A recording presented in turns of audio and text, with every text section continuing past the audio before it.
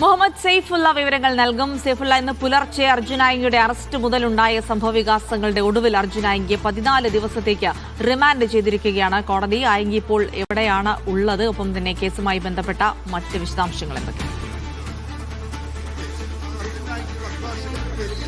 ജിൽസി, അർജുൻ ആയിങ്കിയെ 14 ദിവസത്തേക്കാണ് കോടതി റിമാൻഡ് ചെയ്തത്. അർജുൻ ആയിങ്കിയെ തലശ്ശേരി സബ് ജയിലിലേക്ക് കൊണ്ടുപോയിട്ടുണ്ട്. കണ്ണൂർ സൈബർ പോലീസ് രജിസ്റ്റർ ചെയ്ത കേസിൽ തന്നെയാണ് അർജുൻ ആയിങ്കിയെ റിമാൻഡ് ചെയ്തിരിക്കുന്നത്. ആഭ്യന്തരമന്ത്രി രമേശ് ചെന്നിത്തലയെ സമൂഹ മാധ്യമങ്ങളിലൂടെ അധിക്ഷേപിച്ചു. അതുപോലെ സമൂഹത്തിൽ കലാപം സൃഷ്ടിക്കുക എന്നുള്ള ലക്ഷ്യത്തോടുകൂടി പ്രകോപനപരമായ പോസ്റ്റുകൾ സമൂഹ മാധ്യമങ്ങളിൽ പങ്കുവച്ചു തുടങ്ങിയ വകുപ്പുകളാണ് കണ്ണൂർ സൈബർ പോലീസ് അർജുൻ ആയിങ്കിക്കെതിരെ ചുമത്തിയത്. ഇദ്ദേഹം ഫേസ്ബുക്കിലെടുത്ത പോസ്റ്റിന്റെ അടിസ്ഥാനത്തിൽ കണ്ണൂർ DCC പ്രസിഡന്റ് മാർട്ടിൻ ജോർജാണ് ഇയാൾക്കെതിരെ കണ്ണൂർ സൈബർ പോലീസിൽ പരാതി നൽകിയത്. ഇതിന്റെ അടിസ്ഥാനത്തിലാണ് അർജുൻ ആയിങ്കിയെ പിടികൂടിയപ്പോൾ കണ്ണൂർ സൈബർ പോലീസിന് കൈമാറിയത്.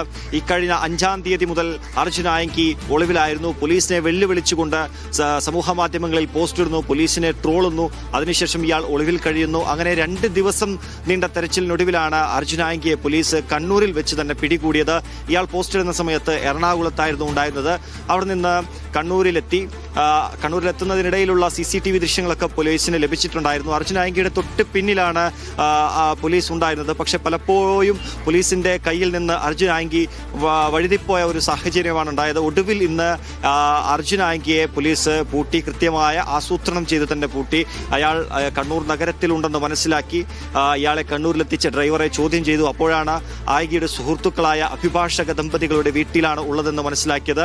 അവിടെ സെർച്ച് ചെയ്യാൻ വേണ്ടി പോലീസ് സെർച്ച് വാറണ്ടൊക്കെ തയ്യാറാക്കി. ആ സമയം അർജുൻ ആയിങ്കി അവിടെ നിന്ന് മറ്റെവിടേക്കെങ്കിലും മാറുന്നുണ്ടോ എന്ന് നിരീക്ഷിക്കാൻ മറ്റ് 2 പോലീസുകാരെയും അവിടെ ഏർപ്പാടാക്കിയിട്ടുണ്ടായിരുന്നു. അങ്ങനെ അർജുൻ ആയിങ്കി ആ വീട്ടിൽ തന്നെയാണെന്ന് ഉറപ്പുവരുത്തിയതിനു ശേഷം ഇന്ന് പുലർച്ചെ 2:30 Kannur city police commissioner Vijay Bharat റെഡ്ഡിയുടെ നേതൃത്വത്തിലുള്ള പോലീസ് സംഘം ആ അപ്പാർട്ട്മെന്റിൽ എത്തുന്നത്. അവിടെ നിന്ന് പോലീസിനെ വെട്ടിച്ച് രക്ഷപ്പെടാൻ ശ്രമിച്ച അർജുൻ ആയിങ്കിയെ കായികപരമായി കീഴ്പ്പെടുത്തി കണ്ണൂർ ടൗൺ പോലീസ് സ്റ്റേഷനിലേക്ക് കൊണ്ടുവരുന്നു. വൈദ്യപരിശോധനയ്ക്ക് ശേഷം അവിടെയുള്ള നടപടിക്രമങ്ങളൊക്കെ പൂർത്തീകരിച്ച് കേസ് രജിസ്റ്റർ ചെയ്ത കണ്ണൂർ സൈബർ പോലീസിന് കൈമാറുന്നു. സൈബർ SHO അർജുൻ ആയിങ്കിയുടെ മൊഴി രേഖപ്പെടുത്തിയ ശേഷം കൂത്തുപറമ്പ് മജിസ്ട്രേറ്റിന് മുമ്പാകെ ഹാജരാക്കുന്നു. കണ്ണൂർ മജിസ്ട്രേറ്റ് ഇന്ന് അവധിയായതിനാൽ ആണ് കൂത്തുപറമ്പ് മജിസ്ട്രേറ്റിന്റെ ഔദ്യോഗിക വസതിയിലേക്ക് കൊണ്ടുവന്നത്. അദ്ദേഹത്തിനാണ് ഇന്ന് ചുമതല.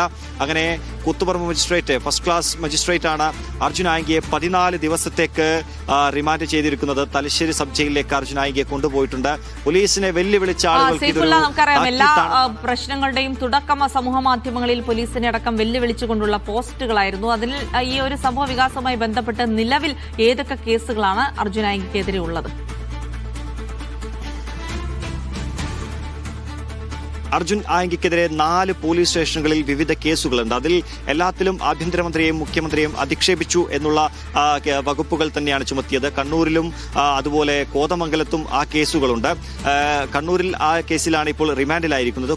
കോതമംഗലത്ത് ഈ കേസിന് പുറമെ ഊന്നക്കൽ CIയെ ഭീഷണിപ്പെടുത്തിയ ഒരു കേസ് കൂടെ നിലനിൽക്കുന്നുണ്ട്. അതുപോലെ കോതമംഗലം SHOയെ ഭീഷണിപ്പെടുത്തിയ കേസ് ഊന്നക്കൽ പോലീസ് സ്റ്റേഷനിലുമുണ്ട്. ഊന്നക്കൽ SHOക്കാണ് ഇതിന്റെ അന്വേഷണ ചുമതല. അത് അന്വേഷിച്ചു കൊണ്ടിരിക്കുമ്പോൾ ഇയാളുടെ ജാമ്യം റദ്ദാക്കി കോടതി കീഴടങ്ങാൻ ആവശ്യപ്പെട്ടതിന് പിന്നാലെയാണ് ഇയാൾ SHOയെ ഭീഷണിപ്പെടുത്തുന്നത്. SHO ഇയാൾ എവിടെയുണ്ടെന്ന് അന്വേഷിക്കുന്ന സമയത്ത് താൻ കീഴടങ്ങാൻ തയ്യാറാണല്ലോ, പിന്നെ എന്തിനാണ് അന്വേഷിച്ച് വരുന്നത് എന്നുള്ള രീതിയിൽ പ്രകോപിതനായ അർജുൻ ആയിങ്കി ഈ SHOയെ തെറി പറയുന്നു. അങ്ങനെയാണ് പോലീസുമായിട്ടുള്ള യുദ്ധം അർജുൻ ആയിങ്കി ആരംഭിക്കുന്നത്. കേരള പോലീസിന് പറ്റുമെങ്കിൽ തന്നെ പിടിച്ചോളൂ എന്നാണ് പറഞ്ഞത്. അങ്ങനെ വെല്ലുവിളിച്ചതിന് ശേഷമാണ് അർജുൻ ആയിങ്കി ഒളിവിലേക്ക് പോകുന്നത്. അതിനെതിരെ പ്രതികരണവുമായി രമേശ് ചെന്നിത്തല വന്നു. ഇനി എന്ത് സംഭവിക്കുമെന്ന് നമുക്ക് നേരിട്ട് കണ്ടറിയാമെന്ന് രമേശ് ചെന്നിത്തല പറഞ്ഞു. അതിനുശേഷമാണ് രമേശ് ചെന്നിത്തലക്കെതിരെയും അർജുൻ ആയിങ്കി തിരിഞ്ഞത്. രമേശ് ചെന്നിത്തലയെ അസഭ്യം പറയുന്ന പോസ്റ്റുകളാണ് അർജുൻ ആയിങ്കി തന്റെ ഫേസ്ബുക്ക് കുറിപ്പിലൂടെ പങ്കുവച്ചത്. അതിലാണ് ഈ കണ്ണൂരിൽ ഉൾപ്പെടെ മറ്റ് പല സ്റ്റേഷനുകളിലേക്കും കേസ് വന്നത്. അങ്ങനെ 4 പോലീസ് സ്റ്റേഷനിലാണ് കേസ് വന്നത്. മറ്റൊരു കേസ് അത് മുഖ്യമന്ത്രി VD സതീശനെ അധിക്ഷേപിച്ച കേസിലാണ്. അശ്ലീല പ്രയോഗങ്ങൾ ഈ കേസ് കേസുമായി ഈ വി ഡി സതീഷിനെതിരെയുള്ള കുറിപ്പിൽ പങ്കുവച്ചിട്ടുമുണ്ട്.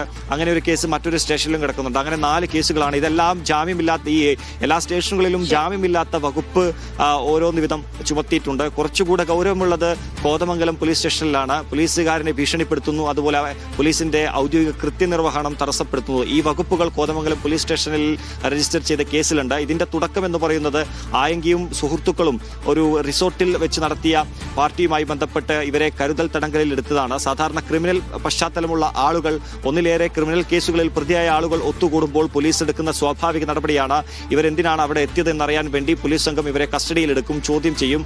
അങ്ങനെയാണ് അർജുൻ ആയങ്കി ഉൾപ്പെടെയുള്ള ആളുകളെ ചോദ്യം ചെയ്യുന്നത്. പിന്നീട് അർജുൻ ആയങ്കി റിമാൻഡിലേക്ക് പോകുന്നു. റിമാൻഡിൽ പോയതിനു ശേഷം ആ SHOയെ ഭീഷണിപ്പെടുത്തുന്നു. താൻ നന്നാവാൻ ഒരുങ്ങിയതാണ്, തന്റെ പേരിൽ ഇപ്പോൾ ക്രിമിനൽ കേസുകളൊന്നുമില്ല, അങ്ങനെ തന്നെ മനഃപൂർവ്വം കൊടുക്കാൻ ശ്രമിക്കുന്നു എന്നുള്ള കാര്യങ്ങൾ ഉയർത്തി കാണിച്ചാണ് ഇദ്ദേഹം. ഇപ്പോൾ പുലർച്ചെ 2:30 പിടികൂടിയ അർജുൻ ആയങ്കിയെ കോടതി 14 ദിവസത്തേക്ക് റിമാൻഡ് ചെയ്തിരിക്കുകയാണ്.